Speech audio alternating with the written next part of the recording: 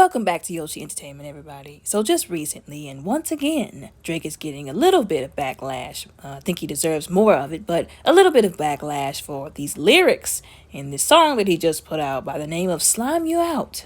I mean, this dude just doesn't know how to stop. He's on a roll. But anyways, let's get into these lyrics, these questionable, very disrespectful, if you will, lyrics. So in the beginning of the song, I'm assuming he's describing some group of women or one woman that he's been involved with can't seem to function without him being there and telling them what to do every step of the way. First of all, as his lyrics say in the song, who is he calling girls? And second of all, maybe he wouldn't feel that way if he involved himself with women that were mature, that actually wanted something good out of life, that had a decent background, that made an honest living, that were good, wholesome, healthy-minded women who believed in using the common sense that God gave them. So maybe he should check who he's hanging out with and getting involved with. That's definitely a him problem. Some self-accountability is definitely needed there. Or this could just be really him being mad because he can't force women to do what he wants them to do, be who he wants them to be, or act like how he wants them to act. So he resorts to making them seem stupid.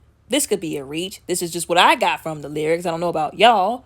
But in that case, if that is the case, once again, this is a him problem. It's the arrogance for me. I told y'all before that these celebrities have been put on a pedestal and they think they can do no wrong. They think that they're high and mighty, but they're very wrong. Let's get to the lyrics that really made me sigh in annoyance.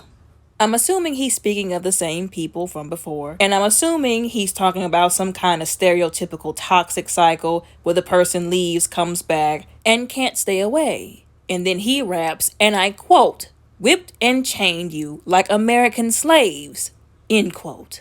I don't care what anybody thinks, especially if they're not pertaining to the ones that he's speaking of. We all know who he's speaking of.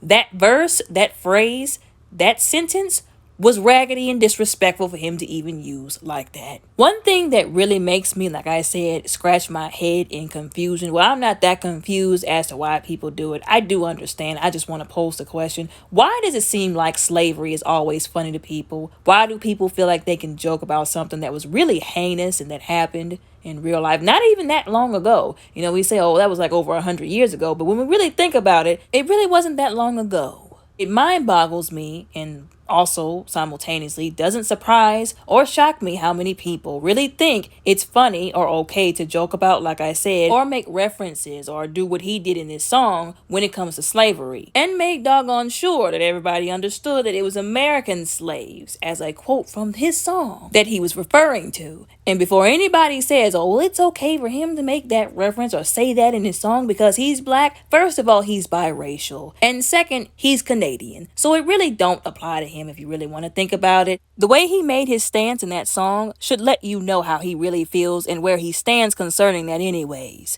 But anyways, all on Twitter, people were calling him out about this. People were saying, okay, well, they dropped this song, and apparently, I believe it was the charts or whatever, that claims it was challenging, as you can see, for the next week's Hot 100. Now, ask me if I believe that. I really don't. I don't care what these people say. They'll say anything to make these songs, to make these artists, to make these little albums seem like they're bigger and more important than what they really are. Which is why these people even got invested in this song to begin with, like this person in the Twitter thread. Thought that this song was actually of some kind of importance, then became very disappointed or just annoyed, like myself, at the lyrics of it all. Also, speaking of the lyrics, his usage of the B word and the N word for that matter are absolutely disgusting to me. And another thing that's disgusting to me is when people say "on my mama" and "on my grandmama," and especially when they say it about somebody who they really should not be saying it about. Y'all know what I'm talking about.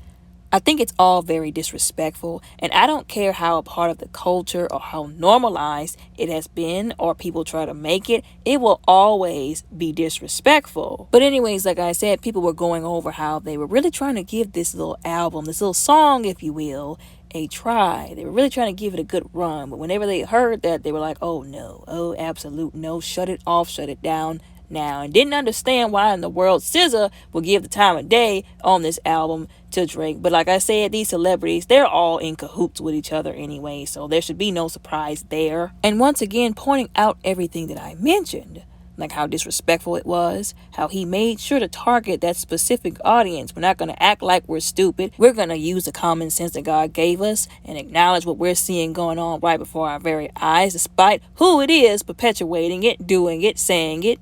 I'm just glad that there are people bold enough to call him out over it. Now, I might mention once again concerning the lyrics, one other thing that kind of bothered me, the part in the song where he basically said, "I'm sliming you for those kid choices you made," and that was a direct quote from the song. I made a video before this one talking about his weird and creepy interactions, if you will, with Halle Berry in the past with his whole Versace song and what he said about her in the song, and for that album cover that he blatantly used even though she asked him not to.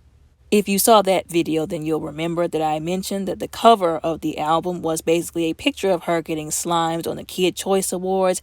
I just found that very odd and a little bit creepy that he would say that, considering all of this and the situation. Some people were like, oh, that's kind of cool how he said that. Like I said, to me, it was very creepy. It was very weird. But anyways, this last tweet kind of summed up what I feel like a lot of people once again have been refusing to acknowledge about Drake in general. Now, I'm not going to say it the way they said it because even I wouldn't say it like that. Y'all should know by now how we get down over here at Yoshi Entertainment. We don't be saying all them kind of words, okay? This really does seem like, to me, I'm gonna be honest, one of those stereotypical cases of somebody like Drake trying to find acceptance in the black community. And there are plenty of black people. There are plenty of black people who do like and accept him, his music, his style, his flow. But because he didn't get the acceptance or the response that he felt like he was entitled to or he deserved, he had to resort to being immature and petty. And then disassociate and make disrespectful remarks from his disassociated position. But like I said, I'm glad that there are some people who are giving him the lashback that he should be getting, that are at least calling him out or trying to call him out about what he does.